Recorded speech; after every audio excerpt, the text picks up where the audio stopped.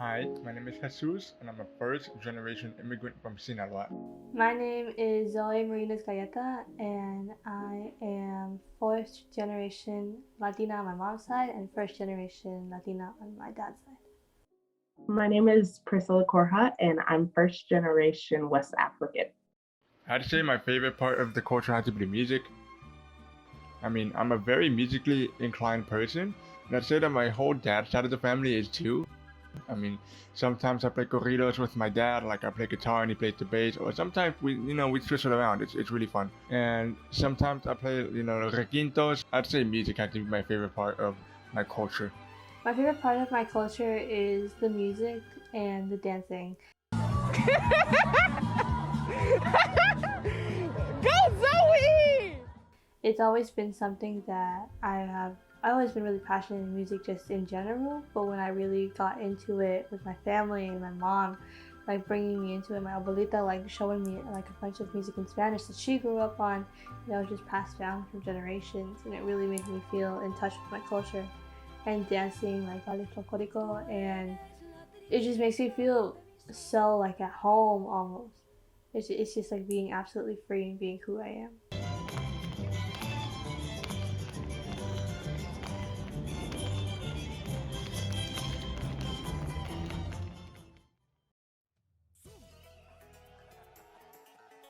Food is something where it's a connection for me here in America from my family back home because my mom takes everything that she was taught growing up and puts it into the food, and ingredients you don't really expect to mix well together, they do, and they just hit the spot. Some of the stereotypes that I face had to do with surrounding language, and it's weird because sometimes people think that I won't be able to speak English, and sometimes people think that I won't be able to speak Spanish. So I've kind of faced like both sides of the problem, but I'm proud to say that I'm bilingual and I can speak both.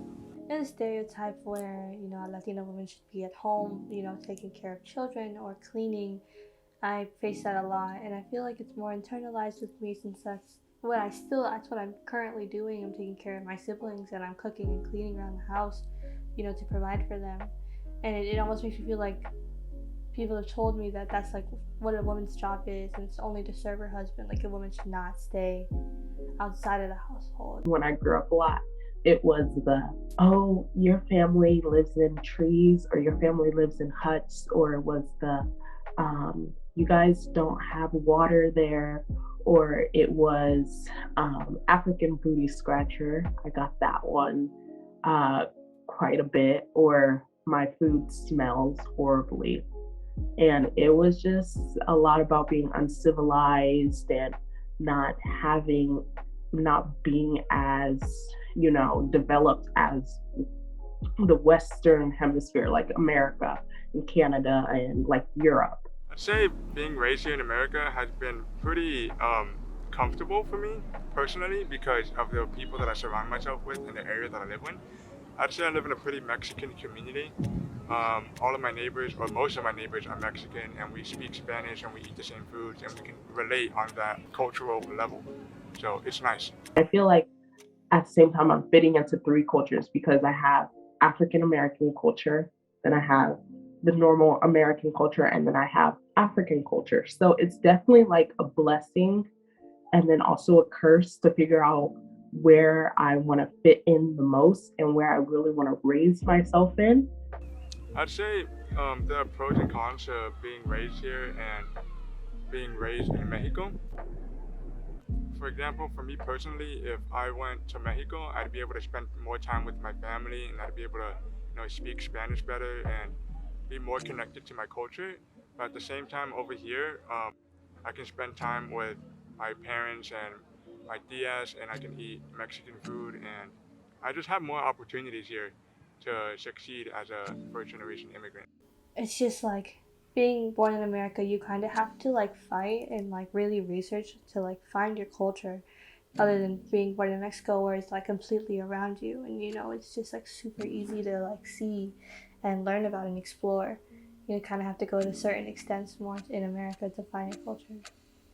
It's so hard because, on TikTok, like I'm on the black side of TikTok, that's mainly my side.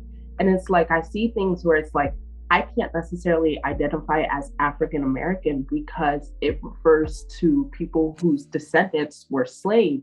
So while some of my descendants could have been slaves brought to America, I still have the privilege of knowing where in Africa I'm exactly from.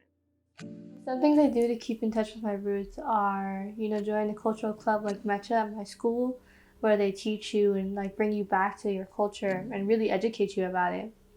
They also gave me the opportunity to learn ballet folklorico with my choreographer and my fellow classmates. And we've gotten so many opportunities to perform and just show off our culture that was almost hidden from me when I was like a kid and I didn't really learn too much about it. Even though being Mexican can be a bit of a struggle, and you go through a lot of different stereotypes and a lot of struggles with your family, and not almost feeling like you know yourself a lot. It's such a joy to be Mexican and like have that.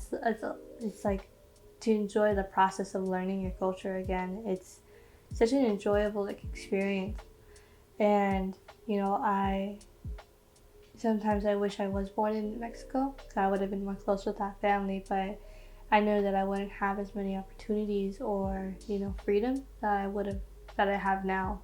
I think it's very hard because at times when it's like, oh, Mexicans or West Africans or Asians, a lot of times the kids who were born in America are very much excluded because they feel like we don't have anything to add to the conversation. While being a child, we both know being a child born in America, trying to keep in touch with our roots is hard. I think the simple fact that we acknowledge that we have our roots and we don't try to shy away from it is like the best thing ever. Like, you having this interview is like so amazing. Like, I love this because I think it's very hard because at times when it's like, oh, Mexicans or West Africans or Asians, a lot of times the kids who were born in America are very much excluded because they feel like we don't have anything to add to the conversation. So I really appreciate this, like you going for the kids who were born here and who are trying to navigate a whole different culture while keeping their own like ancestral culture.